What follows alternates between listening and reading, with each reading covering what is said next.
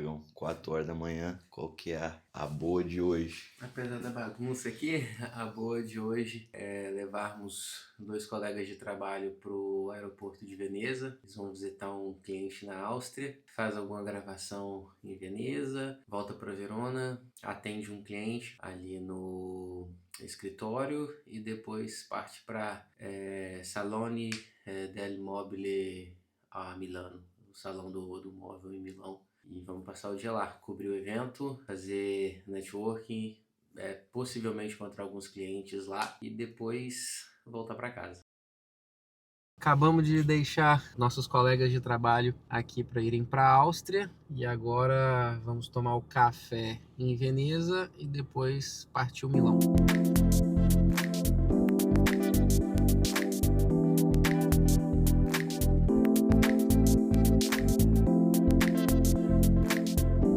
Acabando de chegar em Veneza, mais uma vez essa semana aqui, segunda vez na semana. Estamos querendo arrumar um café na beirada do canal, porém no Google tá falando que os cafés só abrem às 7 e agora são 6h20. Vamos ver se a gente consegue encontrar alguma coisa fora do horário aí e depois já voltar para Verona e tentar chegar em Milão 1 da tarde.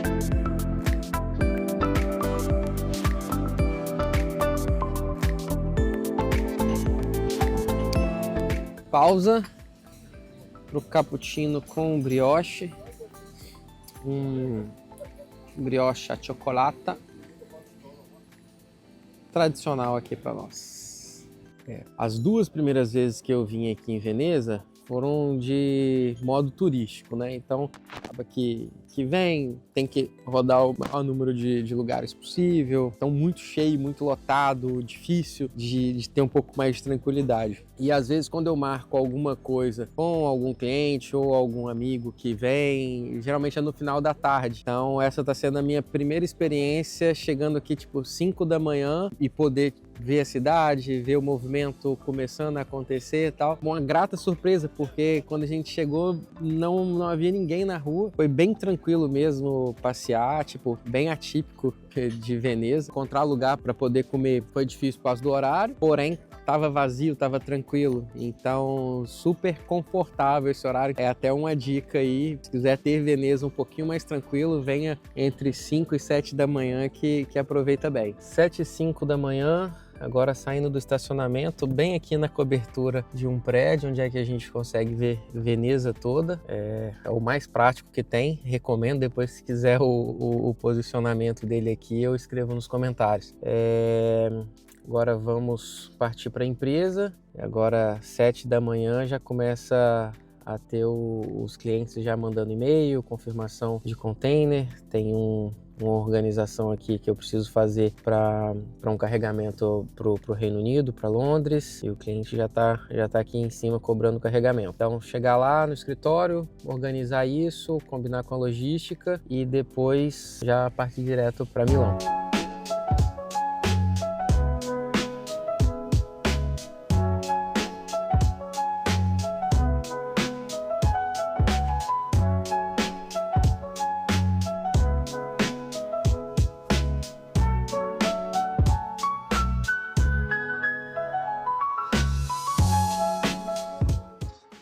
Ciao Tadeu, tutto bene?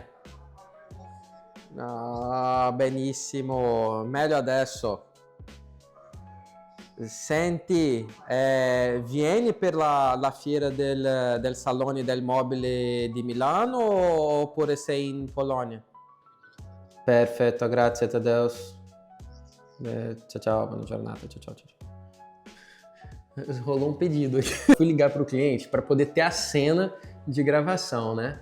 E aí fui perguntar se ele estaria no salão para poder encontrá-lo, qualquer coisa. E acabou que ele falou: eu já estava realmente para poder te ligar para ver um container de um material, de um granito brasileiro. Acredito que você vai conseguir nos suprir. É realmente um material que a gente consegue trabalhar. Hoje não mais daqui do nosso armazém na Itália, porque é um material com um valor agregado menor. Então, no nosso modelo de negócio, ele já não tem mais espaço para ele trabalhar daqui, porém, expedindo da nossa fábrica direto no Brasil, funciona, o modelo econômico fica viável. E, enfim, na hora de perguntar se o cliente estaria lá, acabou rolando o pedido de um container aqui. Quem me falou isso, assim, Thiago, tudo que você fizer, guarda tudo, porque lá na frente serve. O Sandro Cesardello, ele falou, cara, tinha coisa que o Flávio falava assim, não, pode apagar isso aqui, depois usou na hora de contar a história do documentário. Então ele falou, cara, eu salvo tudo. Ele falou, e outra coisa, essas cenas aqui que você aparece, tal, o dia que você precisar, eu tenho tudo aqui, com seu nome, com tag, com tudo. Então, ele salva tudo mesmo. E aí fica a dica para vocês também, que tudo que for filmado, que, enfim, vocês tiverem de registros, às vezes na hora parece não fazer sentido. Ou parece, é irrelevante, posso apagar, tal. Mas quando você cria uma jornada e olha para 2 anos, para 10 anos atrás, você fala, nossa, olha só como é que eu estava aqui, como é que eu pensava, como é que eu agia.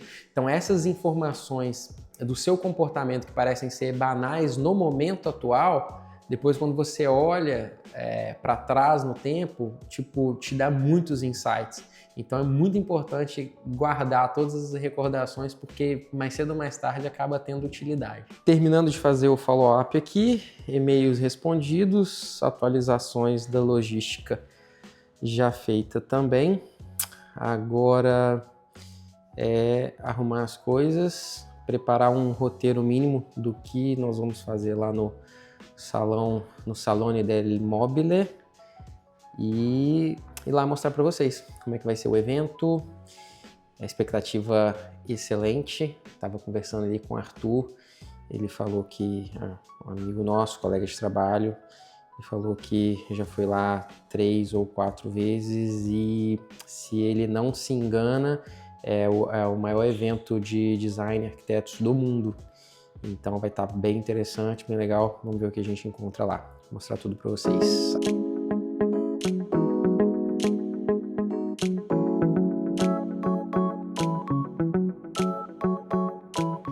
Acabamos de chegar aqui no Salone del Mobile, Milano. Passamos a segurança e passamos a área de ticket.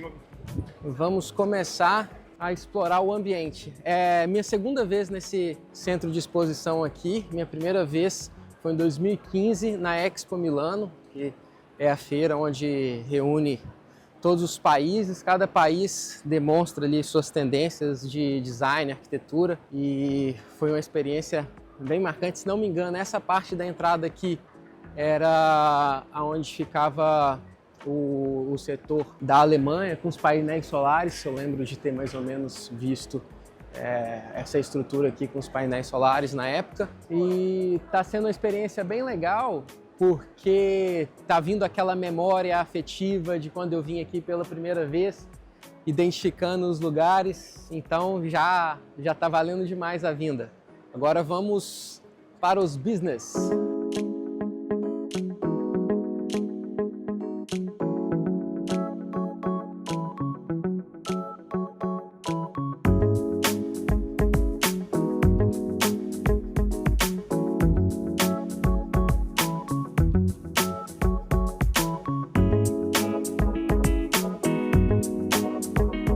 Estamos com o Kleber, que é designer. São Paulo. Eu participei do projeto Design Mais Indústria. O projeto é promovido pela Bimov e pela Apex. Ele une a indústria ao designer para o desenvolvimento de um produto. A empresa que eu desenvolvi, ela é de Minas Gerais, chama Design Móvel Jardim. A empresa tem também trabalha num ramo de genética de gado. Então eu quis fazer uma homenagem à empresa do Luiz, né, que é o proprietário. A peça que eu desenvolvi, ela é inspirada no gado. Tem vários elementos aqui que eu remeti ao digamos assim, o desenho do animal.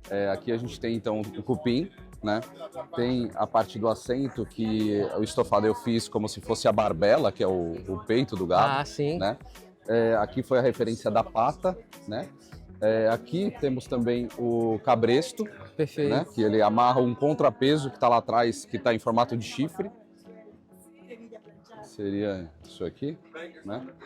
Além também das costelas, né? Que atrás ela tem essa forma que dá para você ver ali. Fica com essa imponência que é muito assim a forma do animal. Estou muito feliz em participar desse projeto. Primeira vez que eu estou expondo aqui no Isalone. E para a gente ter uma noção, mais ou menos quanto tempo de horas trabalhadas até chegar na obra concluída? Olha, nesse projeto, a gente precisa fazer uma visita à fábrica, né? Perfeito. Na verdade, 3 visitas. Foi desenvolvido 2 projetos, né? Esse foi o selecionado. Mas essa trama, por exemplo, ela demora de execução 5 dias. 5 para dias. fazer a trama, né?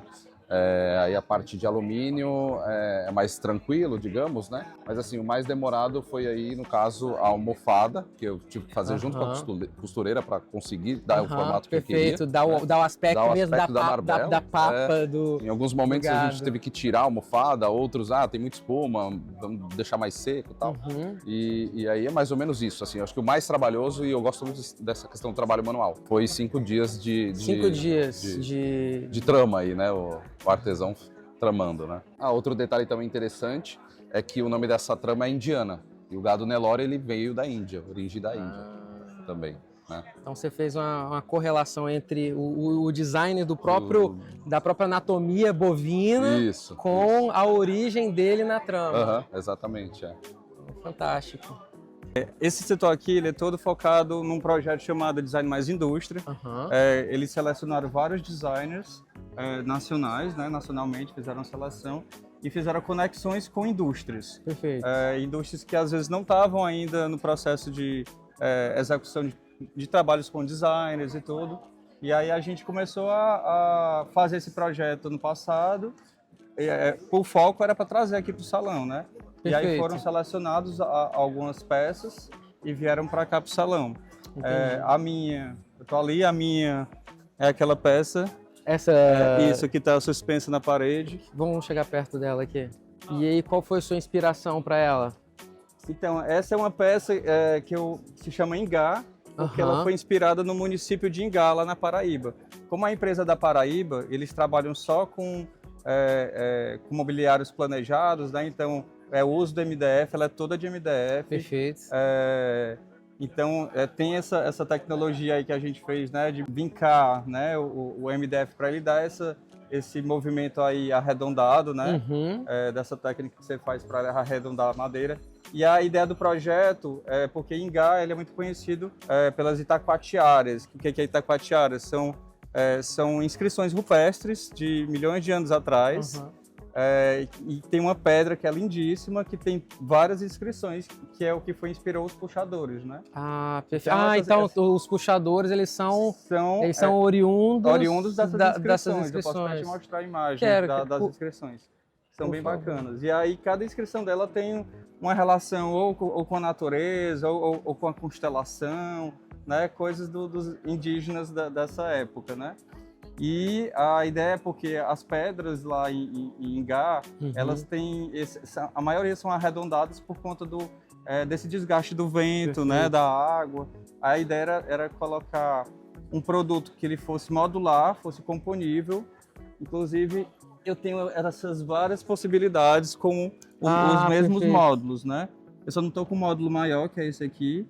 Mas essa aqui é ela, mas aqui são outras composições que eu posso fazer, tanto na vertical quanto na horizontal, né? Ingá seria o nome da coleção ou o nome da marca? Ingá é o nome da coleção. O nome da coleção. E o nome que da é inspirado no município de Ingá. Isso, exatamente. Perfeito. E a marca é da Oficina. A Oficina. Isso, Oficina Móveis lá de Paraíba. Eles são referência lá, né, nos trabalhos de planejados. Como que está sendo a recepção, por exemplo, de estrangeiros quando vem assim algo bem raiz, bem brasileiro mesmo? Como é que é o sentimento que quando você dá essa explicação para eles? Então é interessante porque as pessoas a princípio não entendem, né, qual é a referência. Mas boa parte dos projetos aqui do Brasil, né, a gente tem inclusive essa orientação de trazer brasilidade para as peças, né? E a brasilidade tem a ver com a narrativa, né? Qual é a narrativa daquele produto, qual é a origem, né? Por que eu trabalhei com a empresa de João Pessoa, mas eu queria trazer algo que é de João Pessoa, que é o único de lá, né? O único da Paraíba. E as itacoatiaras, que são essas inscrições, elas inspiraram o movimento armorial, que é o movimento do Ariano Suassuna, né? Que todo mundo conhece. Então, todos esses desenhos Ariano Suassuna utiliza. Entendi. Né? já há muitos anos, então faz parte... Permeia da cultura. Permeia da cultura, então faz parte da cultura brasileira. Se a gente vê outros produtos também aqui, todos eles têm uma relação da cultura. O Estúdio Galho, que faz uma referência ao trabalho dos seringais, né? Então você vê ali aquela portinha da seringueira, perfeito. Né? Aqui, ela é do sul, então ela traz elementos do sul do Brasil, né? Das ovelhas, que são trabalhadas no sul do Brasil. Então, é interessante que cada coisa tem uma história. Um pedaço do DNA brasileiro. Né? Justamente. E é isso que a Apex e a Abimóvel traz, né? Para fortalecer o Brasil como identidade. Né? Não só o Brasil naquela coisa que todo mundo conhece, carnaval, sol, mas tem outras histórias, cada região tem muitas histórias interessantes. O da Ananeide também ela trouxe o cerrado, né? Então elementos do cerrado dentro do tapete. Então se você ver cada peça, ela tem uma história para contar.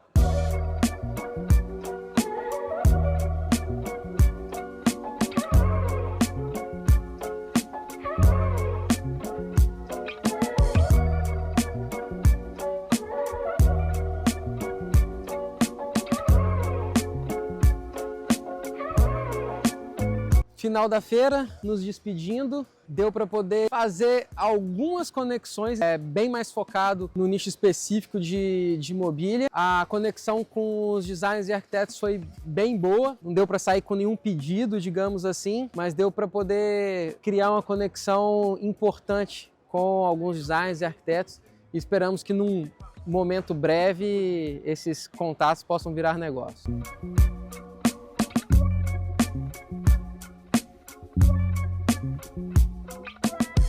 Aproveitando que a feira ela foi aqui em Milão, dando uma passada no Duomo, o símbolo da cidade.